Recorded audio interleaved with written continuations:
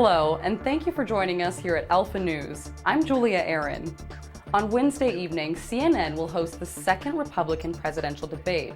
Candidates will be divided into two different debate groups, debating at two different times. All candidates must reach at least 1% in several national polls, but candidates who did not rank in the top 10 in polling between August 7th and September 10th are debating separately at an earlier time slot.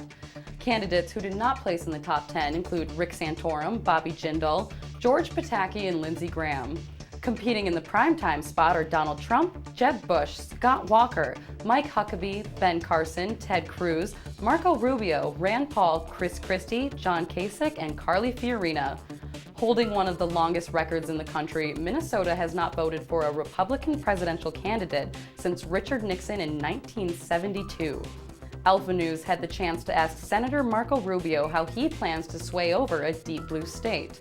What is your plan to turn Minnesota into a red state? You know, we have a plan that we think speaks to all Americans. I think all Americans in Minnesota, as anywhere else in the country, want to leave their children better off than themselves. And the only way we're going to do that is through limited government and free enterprise, have policies that make us globally competitive, modernize higher education, and ensure that our military is the strongest in the world. We do those three things, and Minnesota and America is going to be better off, and we just need to do a better job of convincing them that we're the party that stands for that. The second debate ranked the candidates according to their average on the national polls. Senator Marco Rubio is currently ranked 6th among his competitors. The next debate is set for October 28th and will be hosted by CNBC at University of Colorado at Boulder. Subscribe to Alpha News to see all of our interviews with presidential contenders, and like us on Facebook to stay up to date on Minnesota political news. Thank you for joining us. I'm Julia Aaron with Alpha News.